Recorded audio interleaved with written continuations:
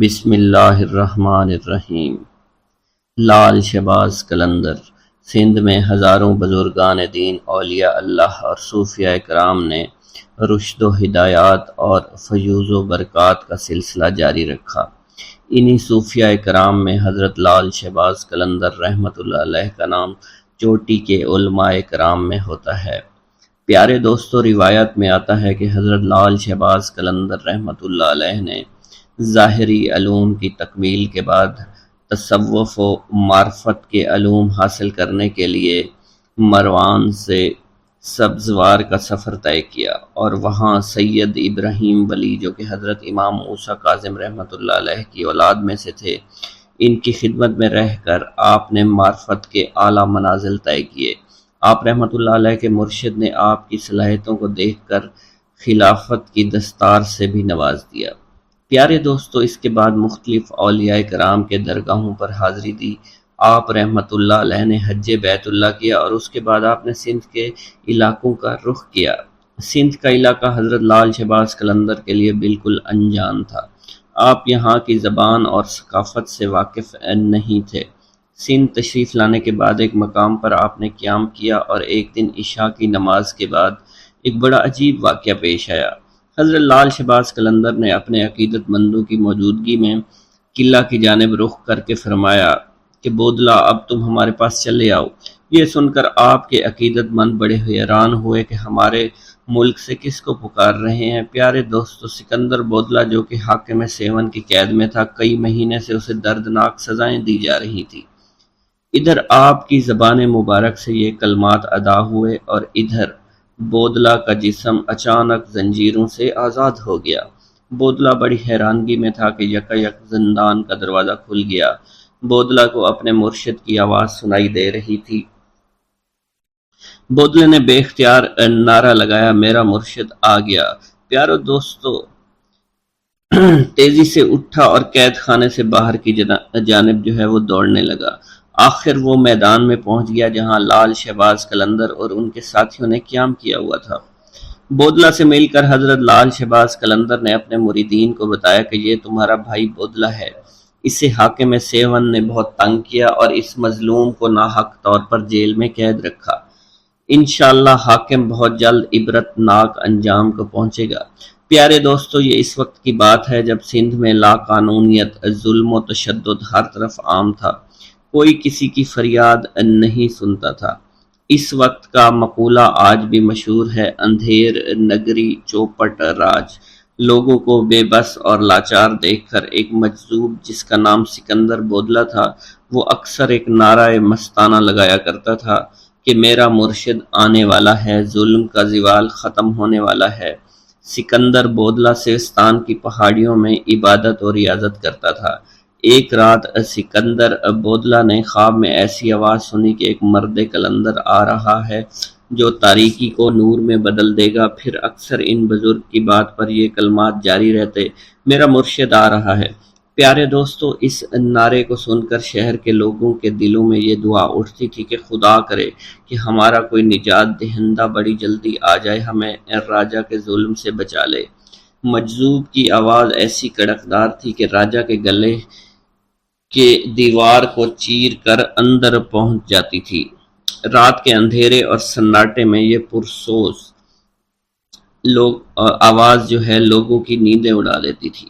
شروع میں تو راجہ اور لوگوں نے نعروں کو سن کر نظر انداز کیا، لیکن جب نعروں میں شدت بڑھتی گئی تو وہ بھی حق کے لیے اٹھ کھڑے ہوئے اور فلک شگاف نعروں نے راجہ کو غصہ دلا دیا، بلکہ راجہ خوف زدہ ہو گیا۔ راجہ نے اپنے سپاہیوں کو حکم دیا کہ اس کو فوراً گرفتار کر کے میرے سامنے پیش کیا جائے۔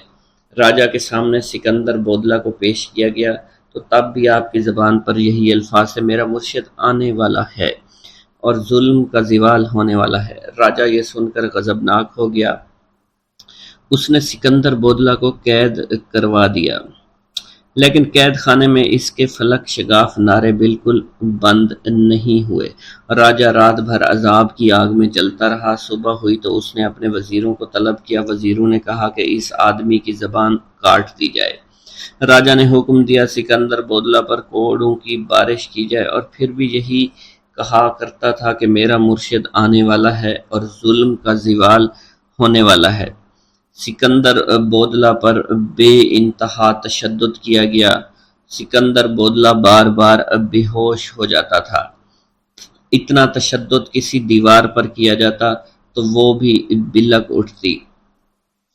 راجا نے دیکھا دیوانہ سکندر بودلہ کڑے پہننے کے بعد جو کہ نہایت آسانی کے ساتھ ان کے پاس پہنچ چکا ہے، تو اس نے اپنے علاقے کو جادوگروں کو طلب کر کے انہیں حکم دیا کہ تم جا کر حضرت لال شہباز قلندر کا مقابلہ کرو۔ سیون پہ جادوگروں نے مقابلے سے پہلے ہی اپنی ہار مان لی اور کہنے لگے کہ انہیں ہرانا ہمارے بس کی بات نہیں۔ البتہ جادوگروں نے راجا کو مشورہ دیا اگر کسی طرح مسلمان درویش کے پیٹ میں حرام غذا داخل کی جائے تو اس کی ساری روحانی طاقت اور شکتیاں ضائع ہو جائیں گی، پھر ہمارے جادو کی طاقت اس پر غالب آ جائے گی۔ راجا نے ایک روز اس سے حرام جانور کا گوشت پکایا اور پکوان سجا کر مسلمان درویش حضرت لال شہباز قلندر کی خدمت میں بھجوا دیا۔ جب یہ پکوان حضرت لال شہباز کی خدمت میں پیش کیا گیا تو کھانا دیکھتے ہی قلندر رحمت اللہ علیہ کا چہرہ بالکل بدل گیا۔ آپ نے حکم دیا اس پکوان کو اٹھا دیا جائے اور آپ رحمت اللہ علیہ فرمانے لگے ہمارا خیال تھا کہ وہ کافر راجہ اتنی نشانیاں دیکھنے کے بعد ایمان لے آئے گا، مگر جس کی تقدیر میں ہلاکت بربادی لکھی جا چکی ہو اسے اللہ کے سوا کوئی نہیں ٹال سکتا۔ آپ کے اس عمل سے لرزہ طاری ہو گیا اور پھر دوسرے ہی لمحے زمین لرزنے لگی۔ سیون شدید زلزلے کی لپیٹ میں آ گیا۔ زمین نے 2-3 کروٹیں لی اور طاقت اور اقتدار کا سارا کھیل اچانک ہی ختم ہو گیا۔ ادھر لال شہباز قلندر کے سامنے کھانے کا خوان الٹا پڑا تھا، ادھر حاکم سیون کے قلعے کی بنیادیں الٹ چکی تھی۔ پیارے دوستو، اسی طرح ایک اور روایت میں آتا ہے کہ ایک مجذوب حضرت لال شہباز قلندر کا دیوانہ تھا۔ اس کو ساری دنیا میں حضرت لال شہباز قلندر سے زیادہ کوئی بھی پیار نہیں کرتا تھا۔ بادشاہ اس وقت اس بات سے جلتا تھا کہ میرے خلافت حضرت لال شہباز قلندر کے حق میں نعرے لگانے والا یہ کون ہے۔ اس نے اسے آدمی کو اپنے پاس بلوایا اور اسے حکم دیا کہ کیا تم ہی نعرے لگاتے پھرتے ہو؟ راجہ چوپٹ کو اس مجذوب نے جواب دیا، ہاں میں ہی نعرے لگاتا ہوں، میرا مرشد لال شہباز قلندر ہے۔ یہ کہہ کر اس مجذوب آدمی نے دوبارہ دیوانہ وار اونچی اونچی آواز میں نعرے لگانا شروع کر دیا۔ راجہ چوپٹ نے پوچھا تمہارا نام کیا ہے؟ اس نے کہا میرا نام سکندر بودلہ ہے۔ تو راجہ چوپٹ نے کہا کہ قلندر کے حق میں نعرے لگانا بند کرو۔ یہ سن کر بودلہ بہار کی آواز میں مزید شدت آ گئی اور اس راجہ کی بد دماغی اپنے عروج کو پہنچ چکی تھی۔ اس نے حکم دیا کہ مجھ سے بغاوت کرنے کے جرم میں اس آدمی کو ذبح کر کے پکایا جائے اور سب لوگ اس کا گوشت کھائیں۔ بادشاہ کا حکم ملتے ہی اس کے سپاہیوں نے سکندر کو جلا کر قتل کر دیا اور ایک بڑے دیگچے میں ان کا گوشت پکایا گیا اور سب لوگوں نے وہ گوشت کھا لیا۔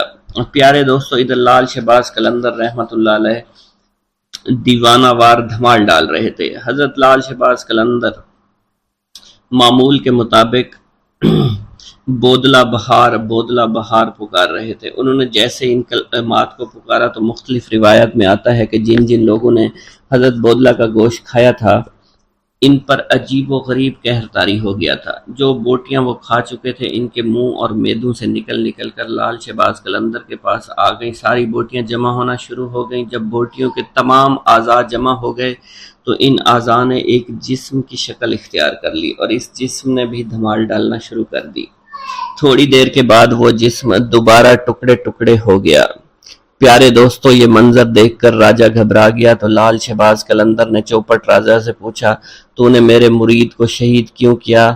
تو نے ایسا کام کیوں کیا؟ تو راجہ نے گھبراتے ہوئے بولا کہ اس آدمی کو میں نے اس لیے قتل کروایا ہے کیونکہ میرے قلعے کی دیوار میں ایک کھڑکی ہے جہاں اکثر میری بیٹی بیٹھا کرتی ہے، وہ اپنے بالوں کو سنوارتی ہے، اس کے بالکل سامنے یہ آدمی رہتا تھا۔ یہ میری بیٹی کا عاشق ہو گیا، مجھے علم ہوا تو میں نے رسوائی سے بچنے کے لیے اس آدمی کا قتل کرا دیا۔ پیارے دوستو، یہ سن کر لال شہباز قلندر نے راجہ سے کہا تمہیں اس کا خمیازہ بھگتنا پڑے گا، مگر راجہ لال شہباز قلندر کو دھمکاتے ڈراتے اپنے محل کی جانب چلا گیا۔ پھر لال شہباز قلندر نے اپنے مرید کی یاد میں بے تحاشا روئے۔ آپ نے راجہ چوپٹ کو بد دعا دی، جس سے راجہ کا کلٹ ہمیشہ کے لیے الٹ گیا۔ حضرت لال شہباز قلندر کا ملتان میں قیام۔ ملتان میں قیام کے دوران چونکہ ماہ رمضان کا مہینہ تھا تو ایک جگہ افطاری کا وقت قریب ہو گیا۔ سب نے مشورہ کیا کہ افطاری اسی جگہ پر کی جائے۔ چونکہ افطاری میں کافی وقت تھا تو آپ کے ساتھیوں میں سے کوئی پانی لینے کے لیے چلا گیا، کوئی جنگل میں لکڑیاں اکٹھی کرنے کے لیے چلا گیا۔ تھوڑی سی گندم آپ کے پاس موجود تھی جو حضرت لال شہباز قلندر رحمۃ اللہ علیہ نے پسوانے کے لیے رکھی ہوئی تھی۔ آپ اس گندم کو لے کر روانہ ہوئے۔ اس دور میں روایت کے مطابق یہ تھا کہ گھریلو عورتیں معاوضہ لینے کے بدلے میں گھر کی چکی میں گندم پیس دیا کرتی تھی۔ حضرت لال شہباز قلندر اس مقصد کے تحت ایک گھر کے قریب پہنچے جہاں پر آپ نے دیکھا ایک عورت اپنے گھر میں گندم پیس رہی تھی۔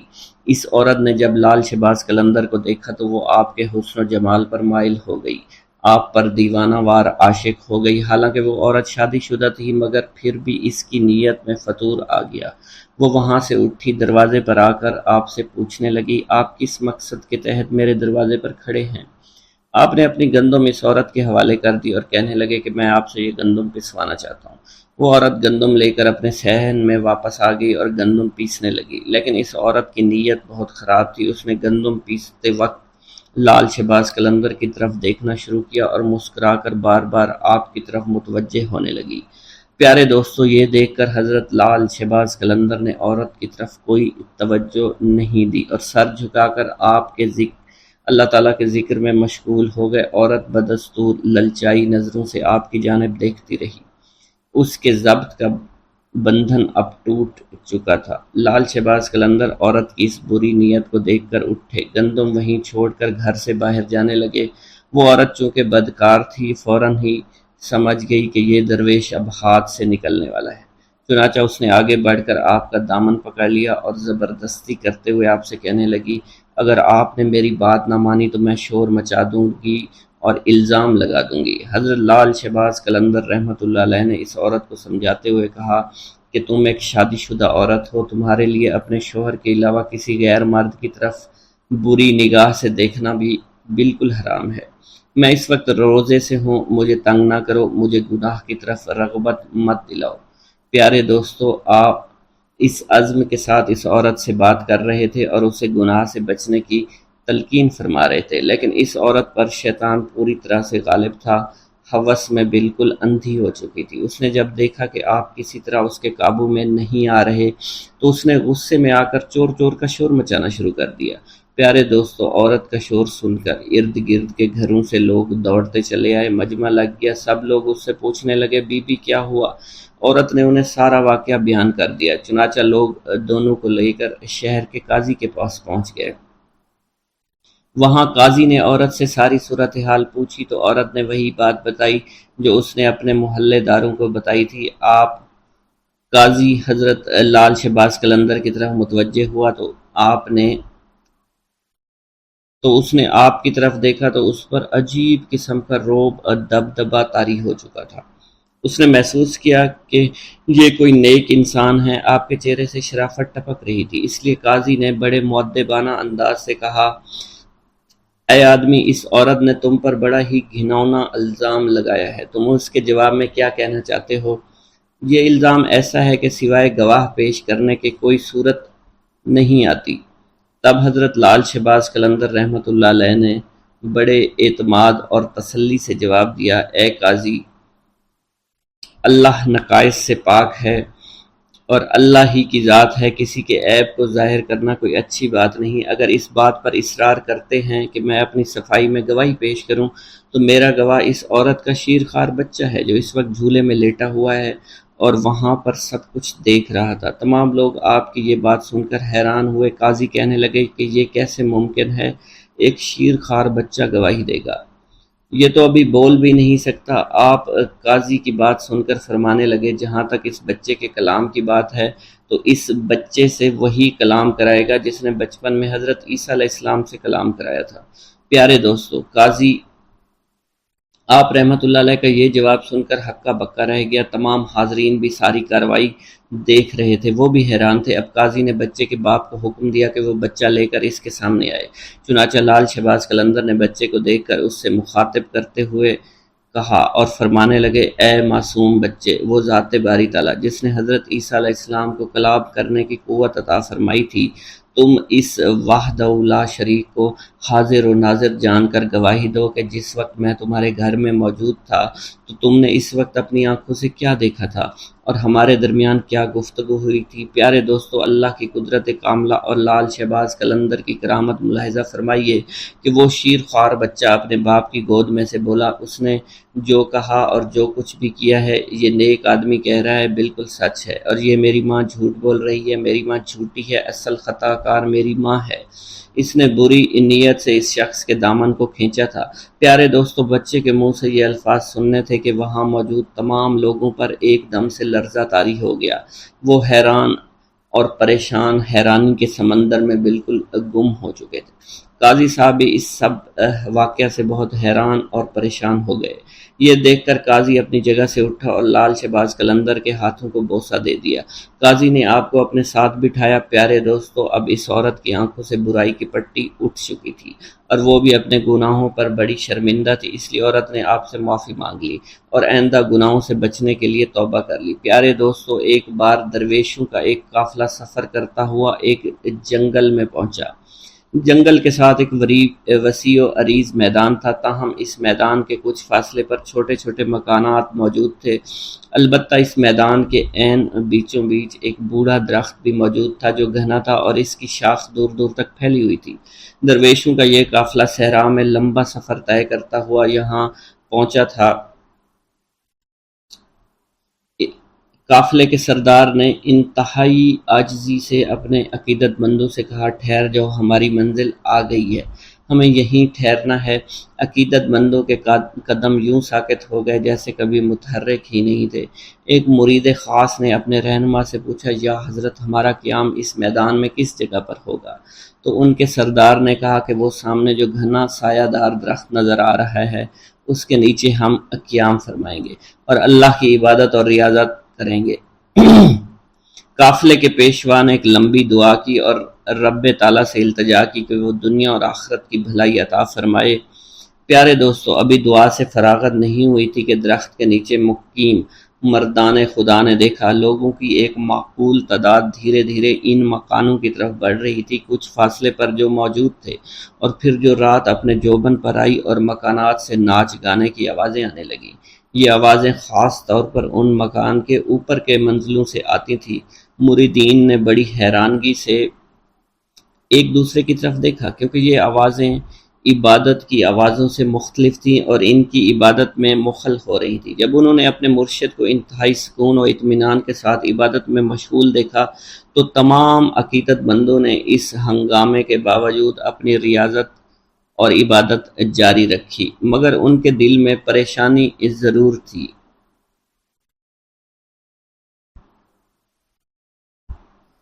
آدھی رات کے بعد سب آہستہ آہستہ واپس جانے لگے، شور شرابہ تھم گیا، ناچ گانے کی آوازیں دم توڑ گئیں۔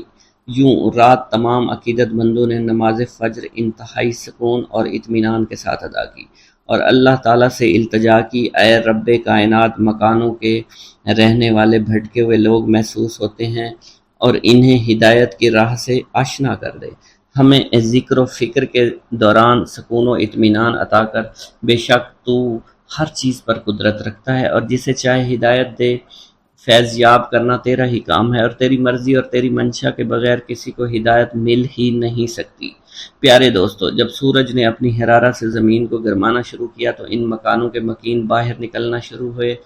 تو مردان درویش میں سے دو آدمی ان کے پاس گئے تاکہ پتہ کر سکیں کون لوگ ہیں، ان کا تعلق کس مذہب سے ہے، ان کا معاش کیا ہے۔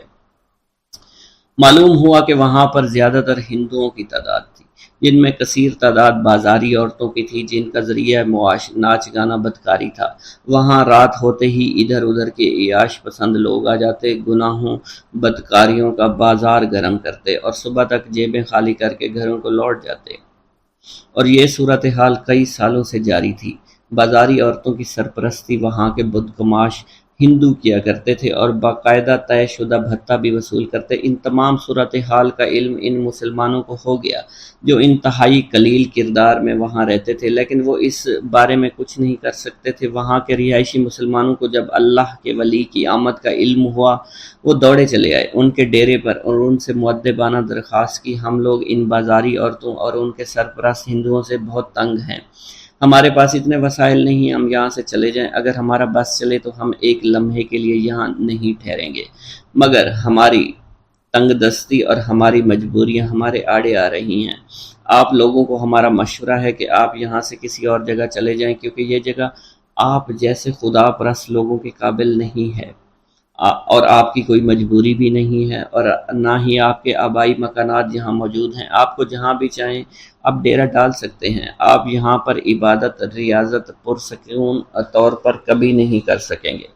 ہم خود یہاں پر بہت زیادہ تنگ ہیں، ہم نہیں چاہتے کہ آپ جیسے نیک دل لوگ اس قدر ناپسندیدہ ماحول میں رہیں اور خواہ مخواہ تنگ اور پریشان ہوں۔ آپ کی پریشانی ہم سے دیکھی نہیں جائے گی، ہمیں اس بات کا بہت زیادہ دکھ پہنچے گا۔ پیارے دوستوں، مریدین نے بھی اپنے مرشد سے کسی قسم کے جذبات و احساسات کا اظہار کرنا شروع کر دیا، اور اس طرح کہ یا حضرت اس قدر غیر پاکیزہ ماحول میں ہم اپنی عبادات کیسے کریں گے، اور یہاں کے مسلمانوں کا مشورہ بے انتہائی مناسب اور درست ہے کہ ہمیں یہاں سے کہیں دور چلے جانا چاہیے۔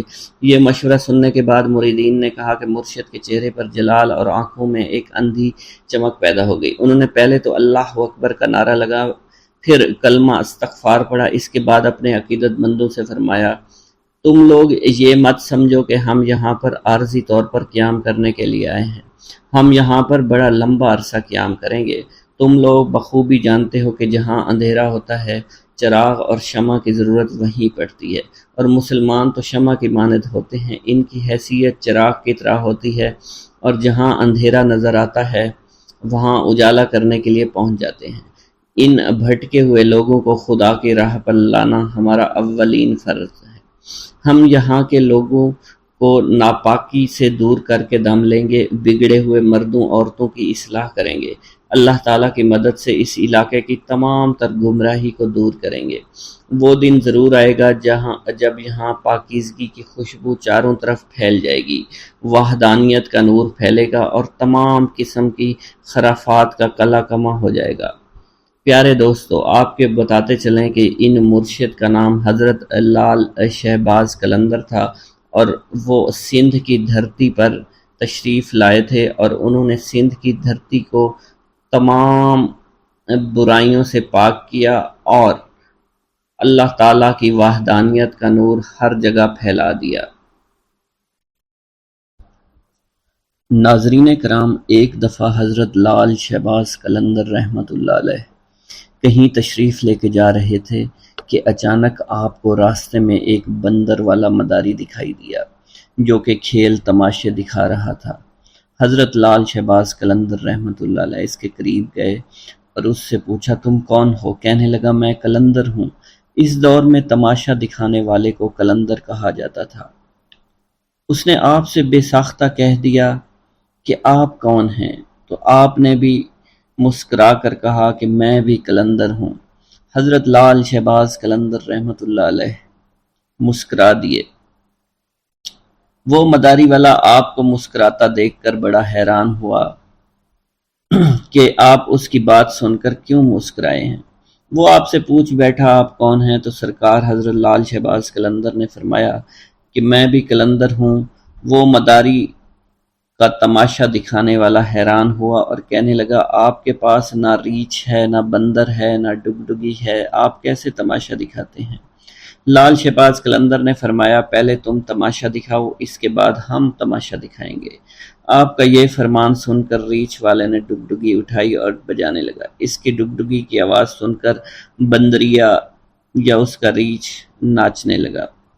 اس نے کہا کہ اب آپ دکھائیے کہ ہم بھی تو دیکھیں آپ کون سا تماشا دکھانے لگے ہیں۔ حضرت لال شہباز قلندر اس کی بات سن کر دو درختوں کی ٹہنی پر کھڑے ہو گئے۔ اس سے کہا، نیچے سے گزر جاؤ، مگر یاد رکھنا آگے جا کر واپس مت پلٹنا۔ جب وہ تماشا دکھانے والا مداری آپ کے نیچے سے گزرا تو نظارہ بدل چکا تھا۔ وہ نہ سورج سامنے تھا، نہ دھوپ، نہ گرد و غبار، بلکہ سامنے بہت خوبصورت نظارے تھے، بہت خوبصورت پہاڑ تھے، بہت خوبصورت وادیاں تھیں، سرسبز اور شاداب وادیاں۔ موسم نہ گرم زیادہ تھا نہ ٹھنڈا زیادہ تھا۔ وہ تماشا دکھانے والا اسی سوچ میں تھا۔ اس نے سامنے دیکھا کہ ایک بہت بڑا لشکر گھوڑوں پر سوار اس کی طرف آ رہا ہے۔ اس نے لشکر کو دیکھ کر سوچا کہ آج تو جان چلی گئی۔ 12 لشکر اس کے پاس پہنچا، اس میں سے سپہ سالار باہر آیا۔ تماشا دکھانے والا شخص کہتا ہے کہ بادشاہ سلامت، آپ کہاں غائب ہو گئے تھے؟ ہم آپ کو کب سے ڈھونڈ رہے ہیں۔ آپ کی سلطنت آپ کا انتظار کر رہی ہے۔ سلطنت کے لوگ آپ کے انتظار میں ہیں اور ملکہ کا رو رو کر برا حال ہو چکا ہے۔ آپ ہمارے ساتھ چلیے۔ اب وہ تماشا دکھانے والا آدمی گھوڑے پر سوار ہو کر ان کے ساتھ چل دیا۔ جب وہ محل میں پہنچا، عالی شان عمارت دیکھ کر حیران رہ گیا اور حیرانی سے عمارت کو دیکھ ہی رہا تھا۔ جیسے وہ اندر پہنچا، خوبصورت ملکہ اس سے گلہ شکوہ کرتے ہوئے اس سے گلے لگ گئی۔ کہنے لگی، کہاں رہ گئے تھے؟ میں بہت پریشان ہو گئی تھی۔ آپ کے لیے یا سلطنت کے سارے لوگ بہت پریشان ہیں۔ اس انسان کی حیرانگی کا آپ پتہ نہیں تھا۔ وہ حیران تھا، یہ سب ہو کیا رہا ہے؟ یہ خوبصورت وادیاں، یہ خوبصورت محل، خوبصورت ملکہ کس کی ہے؟ یہ مجھے کیوں اپنا سمجھ رہے ہیں؟ اس کے بعد وہ تماشا دکھانے والا آدمی تھوڑی ہی دیر بعد سب کچھ بھول کر شاہی لباس پہن کر تخت پر بیٹھ گیا۔ اس کے بعد وقت گزرتا گیا، بچے ہو گئے، شہزادے اب بڑے ہو گئے، بڑھاپا آ گیا، جسم میں جان، منہ سے ذائقہ چلا گیا۔ مطلب وہ انسان بڑھاپے کی حد تک پہنچ گیا۔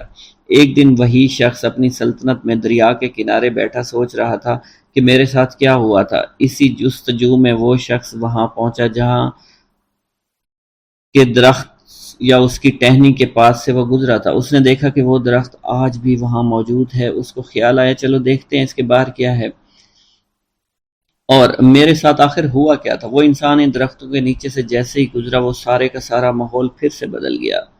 جو گزرا ہوا وقت تھا وہ واپس آ گیا۔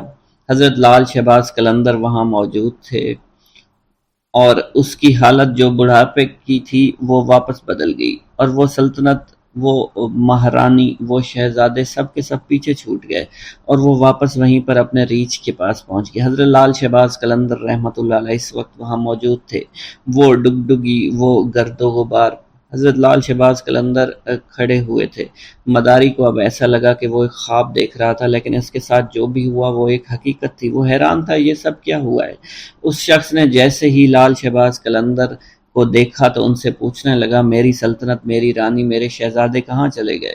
لال شہباز قلندر نے مسکرا کر فرمایا، ایک تماشا تم نے ہم کو دکھایا تھا اور ایک تماشا ہم نے تمہیں آج دکھا دیا۔ واللہ عالم۔ ایک دفعہ سیون شریف میں قحط پڑ گیا۔ تمام نہریں سوکھ گئیں، کنویں سوکھ گئے، کھانے پینے کی چیزیں ختم ہو گئیں، لوگ بے حد پریشان ہو گئے، کسی کے زندہ بچنے کی امید نہیں تھی۔ اس مصیبت سے تنگ آ کر لوگ اکٹھے ہوئے، آپ کی خدمت میں حاضر ہوئے اور اللہ تعالیٰ کے حضور دعا کرنے کی درخواست کرنے لگے۔ آپ رحمۃ اللہ علیہ نے لوگوں سے فرمایا، تم سب لوگ اپنے گناہ کی معافی مانگو، میرے پیچھے کھڑے ہو جاؤ۔ تمام لوگ آپ کے پیچھے کھڑے ہو گئے۔ آپ نے اللہ کے حضور عاجزی، انکساری کے ساتھ دعا فرمائی۔ ابھی آپ دعا مانگ کر اپنے حجرے میں داخل نہیں ہوئے تھے، اللہ تعالیٰ نے ان کی دعا سن لی اور باران رحمت برسنے لگی۔ ناظرین کرام، جس زمانے میں آپ گرنار میں مقیم تھے، آپ کے گرد حاجت مندوں کا ایک ہجوم سا لگا رہتا تھا۔ یہ زمانے بھر کے ستائے ہوئے بیمار لوگ تھے جنہیں حضرت لال شہباز قلندر رحمۃ اللہ علیہ کے تسکین آمیز کلمات جینے کا حوصلہ دیا کرتے تھے۔ شہر میں ایک دل گرفتہ بھی رہتا تھا جس کا جوان بیٹا گم ہو گیا تھا۔ بیٹی کی جدائی سے اس شخص کی یہ حالت ہو گئی تھی کہ دن رات روتا رہتا تھا۔ عزیز و اقارب اور دوست یاروں سے صبر کی تلقین کے ساتھ ساتھ بیٹے کی موت کا یقین دلانے کی بھی کوشش کرتے تھے کہ اگر وہ زندہ ہوتا تو ضرور لوٹ آتا، یا تو کسی نے اسے قتل کر دیا ہے یا پھر اسے جنگلی جانور کھا گئے ہیں۔ جتنے منہ اتنی باتیں۔ غمزدہ باپ بیٹے کی زندگی سے مایوس ہو چکا تھا، مگر پھر بھی کبھی کبھی اس کے دل میں امید کی ایک لہر اٹھا کرتی تھی، اور وہ اپنی بیوی سے کہتا تھا کہ میرا بیٹا ابھی زندہ ہے، تو دیکھنا ایک دن وہ ضرور آئے گا اور وہ زندہ درگور باپ کے سینے پر سر رکھ دے گا اور ہمارے تاریک مکانوں میں خوشیوں کے چراغ جل اٹھیں گے۔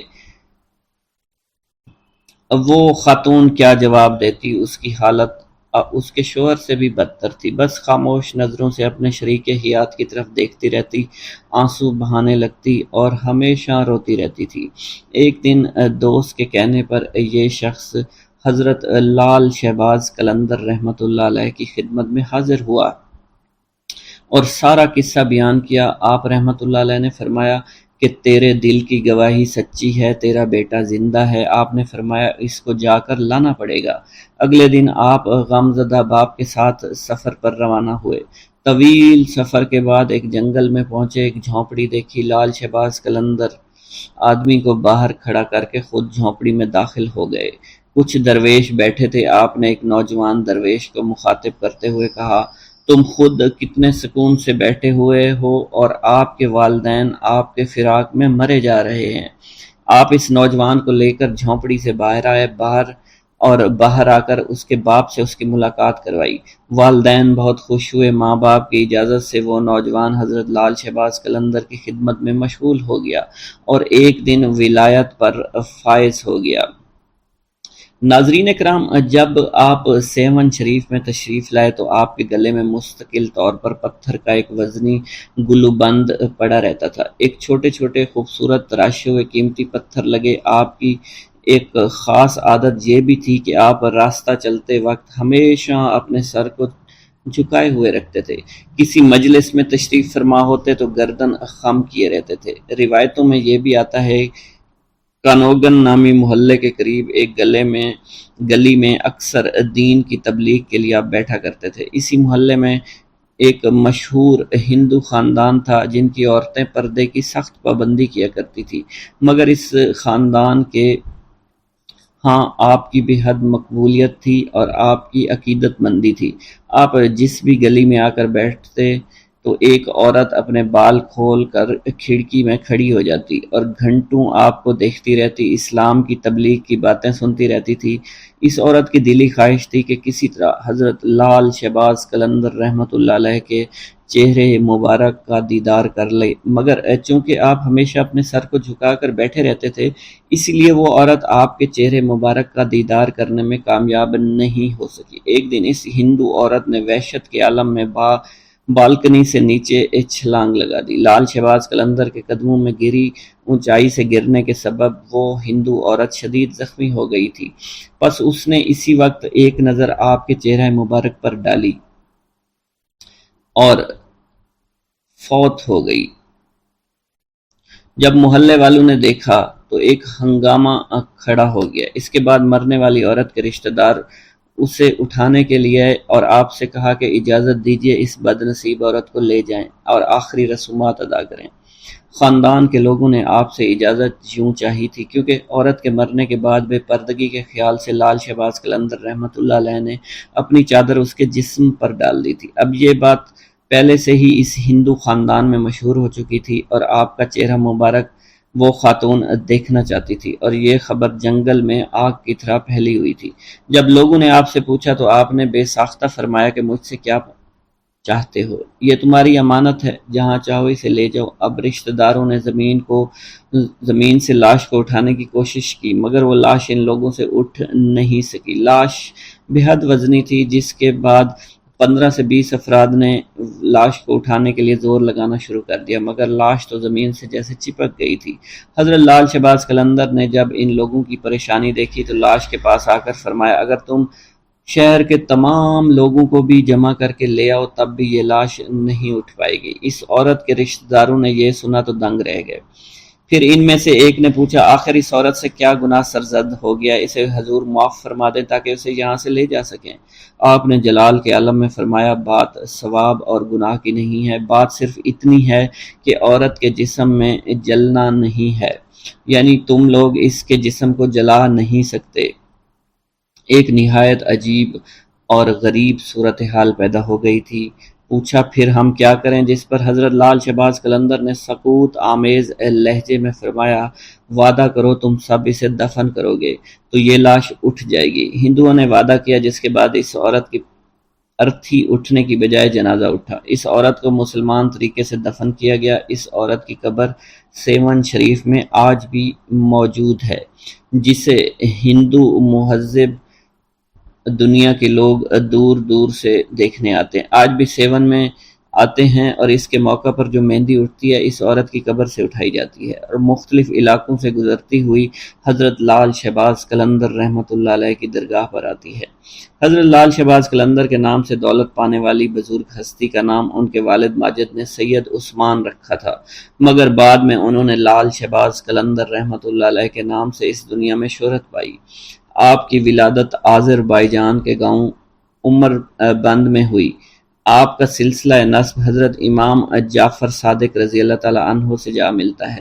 جس طرح ہندوستان میں حضرت خواجہ غریب نواز معین الدین چشتی اجمیری رحمۃ اللہ علیہ کی وجہ سے اجمیر کو خاص شناخت حاصل ہوئے، اسی طرح سندھ میں سیون شریف کو حضرت لال شہباز قلندر رحمۃ اللہ علیہ کی وجہ سے غیر معمولی عظمت حاصل ہے۔ سلسلہ رشد و ہدایت۔ لب جوہر سے نکلنے لگے نغمات درود، آئینہ تجھ کو جو دیکھے تو ثناخواں ہو جائے۔ حضرت لال شہباز قلندر نے سندھ میں آ کر یہاں کے عوام کی روحانی اور اخلاقی اصلاح کی، اصلاحی تبلیغی مشاغل جاری کیے، لیکن تاریخ پر تاریکی کے گہرے پردے پڑنے ہونے کی وجہ سے اس تفصیل سے آگاہ نہیں کیا گیا۔ آپ کا ایک کارنامہ تو یہ تھا کہ آپ کی آمد سے فاحشہ عورتوں نے فحاشی سے توبہ کر لی اور آپ نے اپنے معتقدوں کو سیون کو آباد کرنے اور یہاں کاشتکاری کرنے کا حکم دیا، جس سے یہ اندازہ ہوتا ہے کہ آپ کی تعلیمات میں محنت اور کسب حلال کا عنصر تھا۔ آپ نے تارک دنیا ہونے کی بجائے اپنی قوت بازو سے محنت کر کے روزی کمانے کو ترجیح دی۔ حضرت لال شہباز قلندر نے نہ صرف عوام کی روحانی اصلاح کے لیے کوشش کی بلکہ عوام کی اقتصادی اصلاح پر بھی بھرپور توجہ دی۔ آپ کا تبلیغی و اصلاحی کام صرف سیون تک ہی محدود نہیں تھا بلکہ آپ میں جگہ جگہ گھومے۔ حضرت لال شہباز قلندر حضرت بہاؤالدین زکریا ملتانی، حضرت بابا فرید الدین مسعود گنج شکر اور حضرت سید جلال الدین سرخ بخاری سندھ میں بہت گھومے پھرے، لوگوں کو دین اسلام کی تعلیمات سے آگاہ کیا۔ حضرت لال شہباز قلندر کے سندھ میں گھومنے اور تبلیغ اسلام کے سلسلے میں لکھا گیا ہے۔ رکن پور حضرت شیخ رکن الدین ملتانی کے نام پر ایک گاؤں ہے، یہاں سومرو ذات کے ایک شیخ ریحان رہتے تھے۔ شیخ رکن الدین ان کی زیارت کے لیے یہاں تشریف لائے اور اسی نسبت سے اسے رکن پور کہا جانے لگا۔ شیخ ریحان کا اصلی نام چنیسر تھا۔ کہا جاتا ہے اتفاق سے کسی وقت شیخ رکن الدین اور حضرت لال شہباز قلندر وہاں آ نکلے، آپ سے ملاقات کی، آپ کو شہد، روٹی اور دودھ کی فرمائش کی جو آپ نے پوری کر دی۔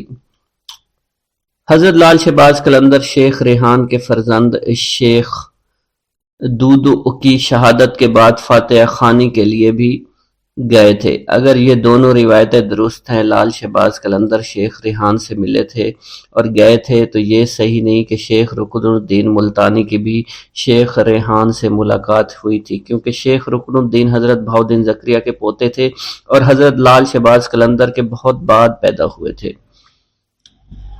حضرت بہاؤالدین زکریا ملتانی اور آپ کی اولاد کا سندھ میں جانا تو ثابت ہے، کیونکہ سندھ میں آپ کے بہت سے مرید تھے۔ ہو سکتا ہے کہ حضرت شیخ رکن الدین ملتانی شیخ ریحان کے بہت بعد آئے ہوں اور آپ کے آنے کی وجہ سے آپ کے مریدوں نے اس گاؤں کا نام رکن پور رکھ دیا ہو۔ اس سے معلوم ہوتا ہے کہ حضرت لال شہباز قلندر شیخ بہاؤالدین زکریا ملتانی اور حضرت شیخ صدر الدین عارف اس جگہ سے گزرے تھے جہاں شیخ پٹا رہتے تھے۔ جب وہ گزر رہے تھے ان کو معلوم تھا یہاں کوئی اہل دل رہتا ہے۔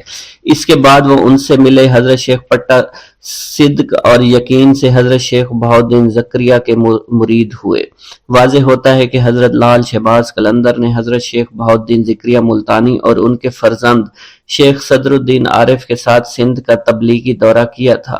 ایک عوامی روایت ہے کہ حضرت لال شہباز قلندر سیون سے لاہور بھی گئے تھے، وہاں سے ہنگلاج، پھر کراچی آ کر منگھو پیر سے ملے۔ منگھ پیر سے ملاقات کا ذکر تو صاحب تفتۃ الکرام نے بھی کیا ہے۔ یہ بھی روایت ہے لال شہباز قلندر نے قدیم پارٹ میں حاجی اسماعیل پنوہر سے بھی ملاقات کی۔ قدیم پارٹ کے کھنڈرات کے قریب حاجی اسماعیل پنوہر کا مزار آج بھی موجود ہے۔ حضرت لال شہباز قلندر کے بھائی یا پھر چچا زاد بھائی تھے۔ اس سے معلوم ہوتا ہے کہ میاں لال یا تو لال شہباز قلندر کے ساتھ سندھ میں آئے یا حضرت لال شہباز قلندر کے سندھ میں اقامت اختیار کرنے کے بعد سندھ میں آئے اور آپ کے ساتھ سندھ کی سیاحت بھی کی۔ یہ بھی ہو سکتا ہے حضرت لال شہباز قلندر نے تبلیغ کے لیے آپ کو ٹھٹھا میں رہنے کا حکم دیا ہو۔ حضرت لال شہباز قلندر سیاحت کے دوران رشد و ہدایت کے ساتھ خالق حقیقی کی عبادت بھی کرتے رہے۔ تختۃ الکرام کی روایت سے معلوم ہوتا ہے لال شہباز قلندر کندری نہر پر اور گنچا ٹکر کے نزدیک چلہ کش ہوئے۔ سیر و سیاحت کے بعد حضرت لال شہباز قلندر آئے تو وہاں سے شر و فساد اور برائی کو جڑ سے اکھیڑ دیا۔ اس کے بعد آپ مستقل مشغول رہنے لگے تھے۔ صاحب قلندر نے لکھا ہے لال شہباز قلندر سیون میں تشریف فرما ہوئے اور فساد کو ختم کر کے یاد حق میں مشغول رہنے لگے۔ حضرت لال شہباز قلندر مذہبی علوم کے عالم تھے۔ فارسی عربی پر آپ کو دسترس حاصل تھی۔ حضرت لال شہباز قلندر کی علمی قابلیت کی وجہ سے بیشتر اہل علم حضرات آپ کی خدمت میں حاضر ہوتے اور دینی اور دنیاوی مسائل کے بارے میں استفادہ کرتے۔ آپ کے متعلق یہ بات بھی بہت مشہور ہے کہ آپ نے شیخ الاسلام حضرت بہاؤالدین زکریا ملتانی کے مدرسہ میں بہت خدمات سر انجام دی۔ مشہور انگریز مورخ برٹن لکھتا ہے 1852 میں برصغیر پاک و ہند کے مدارس میں جو کتب عام طور پر پڑھائی جاتی تھی وہ سب کی سب حضرت لال شہباز قلندر رحمت اللہ علیہ کی تصنیف کردہ تھی۔ حضرت لال شہباز قلندر صاحب کشف و کرامت تھے۔ آپ سے بے شمار کرامات کا ظہور ہوا۔ ہندو عورت کی عقیدت۔ حضرت لال شہباز قلندر کی کرامت مشہور ہے کہ سیون شریف میں قیام کے دوران آپ کے گلے میں ایک گلوبند رہتا تھا جو کہ پتھر کا بنا ہوا تھا۔ اس گلوبند کی وجہ سے آپ کی گردن ہمیشہ جھکی رہتی تھی۔ آپ اللہ عز و جل کی عبادت اور ریاضت میں مشغول رہنے لگے تھے۔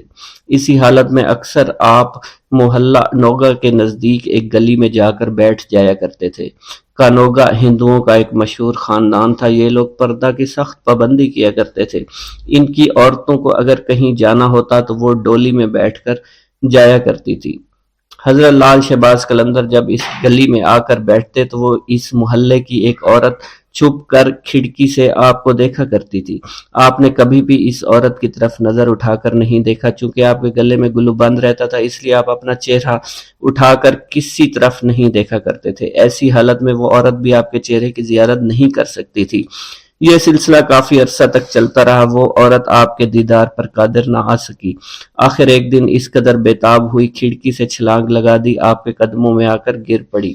اس نے آپ کے چہرہ دیکھا، اس کی روح قفس ارسری سے پرواز کر گئی۔ اس بات کی خبر پورے محلہ میں پھیل گئی۔ لوگ بھاگتے ہوئے آئے تاکہ اس عورت کی لاش کو اٹھا کر لے جائیں۔ عورت کے گھر والوں نے اس کی لاش کو اٹھانا چاہا مگر وہ کامیاب نہیں ہو سکے۔ اس صورتحال کو دیکھ کر ان لوگوں نے آپ کی خدمت میں عرض کی کہ ہمیں لاش اٹھا کر لے جانے کی اجازت مرحمت فرمائیں۔